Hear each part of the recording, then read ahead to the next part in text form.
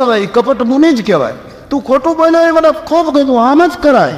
યોગ અને તપની મોટી મોટી રહસ્યમય વાતો કરવા લાગ્યો છે. પ્રતાપબાનુને શ્રદ્ધા બેસી ગઈ કે આવા સમર્થ ગુરુના મને દર્શન થયા. અને પ્રતાપબાનુએ પૂછ્યું કે બાપજી આપનું નામ શું? બોલે અમારે મહાત્માઓને વળી નામ શું? અમે તો નામરૂપને મિથ્યા માનનારા મહાત્માઓ. કંઈક તો નામ હશે ને. કહે મારું નામ એક તનુ. એક તનુ? પ્રતાપબાનુએ પૂછ્યું બાપજી એક તનુનો અર્થ? બોલે એક તનુ એટલે એક શરીર. તન એટલે શરીર. હા, પ્રતાપબાનુ માનીશ બ્રહ્માએ સૃષ્ટિ ઉત્પન્ન કરી ત્યારે પહેલો વહેલો મને ઉત્પન્ન કરેલો. આ કપટ મુનિના ધડાકા અવાજ હોય. બ્રહ્માએ જ્યારે સૃષ્ટિ બનાવી ત્યારે પહેલો વહેલો મને બનાવ્યો. આ જગતને સૃષ્ટિને જેટલા વર્ષો થયા, જેટલા યુગો થયા એટલા મને થયા. બાકી આની આ કાયા, આની આ અવસ્થા, મારે શરીર બદલવું પડતું નથી, મારે મરવું પડતું નથી. આનું આ જંગલ હું કોઈને મળતો નથી. ભગવાનના ભજન સિવાય મારે બીજું કંઈ કામ નથી. અને અહીંયા બેઠા બેઠા આખી દુનિયાના રહસ્યો જાણું છું. એવી જબરદસ્ત વાતો કરી. પ્રતાપબાનુ તો ડૂબી ગયો. બાપજી હા, તપનો તો પ્રતાપ છે. એવા પ્રતાપબાનુએ આ બધી વાત સાંભળતા સાંભળતા જ્યારે કપટ મુનિને એમ લાગ્યું કે હવે આ મારે આધીન થયો, એ વખતે કપટ મુનિએ કહ્યું કે પ્રતાપબાનુ માંગ, શું આપું? અત્યાર સુધીમાં મને કોઈ મળ્યું નથી. હું કોઈને મુલાકાત આપતો નથી, કારણ કે લોકો બહુ મળવા આવે તો ભજનમાં ભંગ પડે, એટલા માટે હું કોઈને મળતો જ નથી. આ તારા સદભાગ્ય કે તું મને મળી ગયો. પિતાને પુત્ર ઉપર પ્રેમ જાગે એવો મને તારા ઉપર પ્રેમ જાગ્યો છે, માટે માંગ, શું આપું? માંગવાનું કહ્યું અને પ્રતાપબાનુ માંગવા તૈયાર થઈ. હવે પ્રતાપબાનુને ઘરે ક્યાં ઓછું હતું? આખી ધરતીનો માલિક, તોય માંગવા તૈયાર થઈ. આ જીવનો સ્વભાવ છે, એ માંગવાનું બંધ કરતો.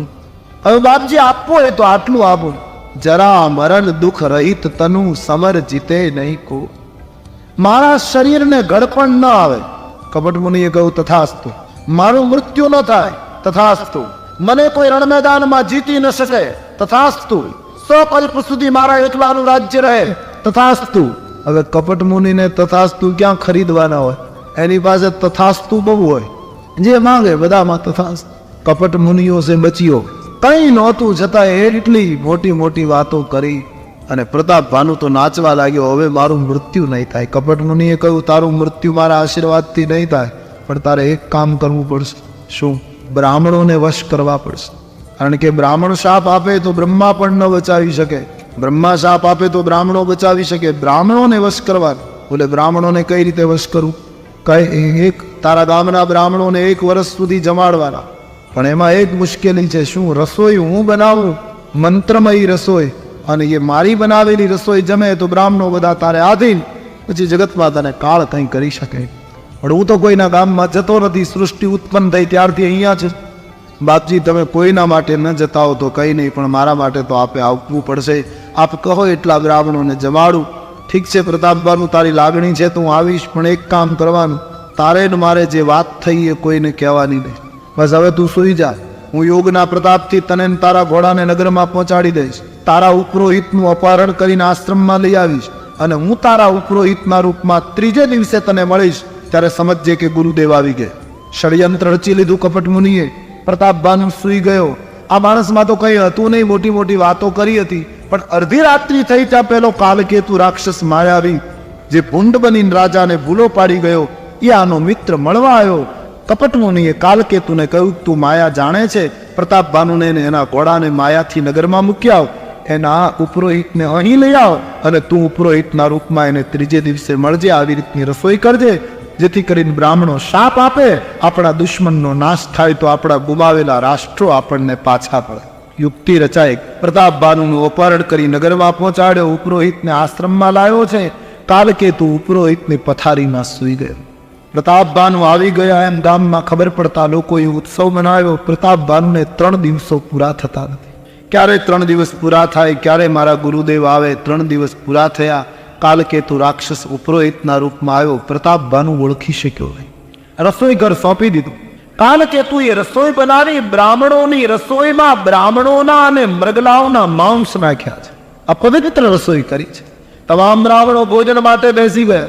પ્રતિબધાને હાથ જોડીને વિનંતી કરી, સંકલ્પ કરાવ્યો બ્રાહ્મણોએ. બ્રાહ્મણો ભોજનની તૈયારી કરે છે. બ્રહ્માર્પણ કરીને બ્રાહ્મણો જ્યાં ભગવાનને અર્પણ કરીને જમવા ગયા. ત્યાં આકાશમાં કડાકો થયો, બ્રાહ્મણો અટકી જાઓ.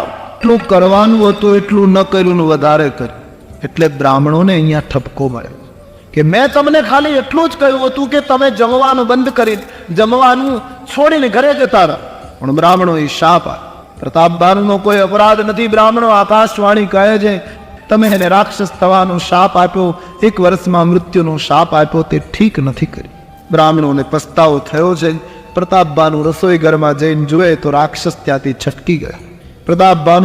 પ્રતાપબાનુએ પગમાં વંદન કરી બ્રાહ્મણોની પાસે વિનંતી કરી છે. બ્રાહ્મણોએ આશીર્વાદ આપતા કહ્યું અમારો શાપ ખોટો તો નહીં પડે. 1 વર્ષમાં તારું કુળ નાશ પામશે, બીજા જન્મમાં તમે ભયંકર રાક્ષસો બનશો, પણ એ વખતે તમારી શક્તિ એટલી હશે કે તમને મારવા માટે સાક્ષાત બ્રહ્મને અવતાર લેવો. ઈશ્વરના હાથે રણ મેદાનમાં મૃત્યુ થશે. આશીર્વાદ આપી બ્રાહ્મણો જતા રહ્યા. અહીં કાલકેતુએ પેલા કપટ મુનિને વાત કરી. આ બંનેએ મળીને પરાજિત રાજાઓને વાત કરી. બધા એક સાથે મળીને કઈ દેશ ઉપર હુમલો કર્યો. નાની મોટી લડાઈમાં 1 વર્ષની અંદર પ્રતાપબાનુનું સમગ્ર કુળ નાશ પામે છે. સત્યકેતુના કુળમાં કોઈ બચ્યું નહીં. પ્રતાપબાનુ, હરિમર્દન, ધર્મરુચિ બધા મૃત્યુ પામ્યા. પ્રતાપબાનુનો બીજો જન્મ એનું નામ રાવણ. હરિમર્દન બીજા જન્મમાં કુંભકર્ણ થયો. ધર્મરુચિ નામનો પ્રધાન જેને ધર્મમાં રુચિ હતી એ બીજા જન્મમાં બીજી માતાને પેટે જન્મ લઈ વિભીષણ બને. બાકીના માણસો નાના મોટા રાક્ષસોના રૂપમાં ધરતી ઉપર જન્મ્યા છે. રાવણ, કુંભકર્ણ અને વિભીષણે ત્રણેય ખૂબ તપ કર્યું. યુવાની બ્રહ્માજી શંકરજીને લઈને આવ્યા છે. રાવણને કહ્યું દશાનન વરદાન માંગ, શું આપું? રાવણ વરદાન માંગે છે. રાવણે માંગ્યું કે અમે કોઈના હાથે માર્યા મરીએ નહીં. શરીર બદલાય છે ને, બાકી વાસના તો એની રહે, મન તો એનું. પ્રતાપબાનુનો આ જીવ છે ને, પ્રતાપબાનુ માંગતો હતો કે હું મરું નહીં. એની એ વાત પાછી આ જન્મમાં આવી. અમે કોઈના હાથે મરીએ, પણ ઈશ્વર તો પોતાનો કાયદો હાથમાં રાખે જ છે. ભગવાન તથાગતો કહેવા જતા હતા ત્યાં રાવણે સુધારો કર્યો કે વાનર અને મનુષ્યની છૂટ, આ બે સિવાય કોઈના હાથે ન મરું. ભગવાને કહ્યું તથાસ્તુ, આટલું તો ઘણું. હાથે કરીને છૂટ આપીને, નહીતર આટલું જ રાખ્યું હોત કે હું કોઈના હાથે ન મરું તો એને ફાયદો થાય, પણ બોલાવનારો ઈશ્વર છે એમ સાબિત થાય. ભગવાન બ્રહ્માજીને કહ્યું છે વાનર અને મનુષ્ય સિવાય મને કોઈ ન મારી શકે. વાનર અને મનુષ્યની મને પરવા નથી. બ્રહ્માએ તથાસ્તુ કહ્યું તને એના સિવાય કોઈ નહીં મારી શકે. ઈશ્વર પોતાની સલામતી રાખીને જ બોલા. હિરણ્યકશિપુએ તપ કર્યું પછી એણે કેટલું માંગ્યું. બ્રહ્મા વરદાન આપવા આવ્યા હિરણ્યકશિપુને, કહ્યું કે માંગ. હિરણ્યકશિપુએ કહ્યું એમ મૌખિક નહીં, તમારો દેવતાઓનો ભરોસો નહીં, ક્યારે ફરી જાઓ તો લેખિત જોઈએ. હું બધું લખી આપું, એમાં તમે સહી કરી દો કે ઉપરનું બધું મંજૂર, અને બ્રહ્માની સહી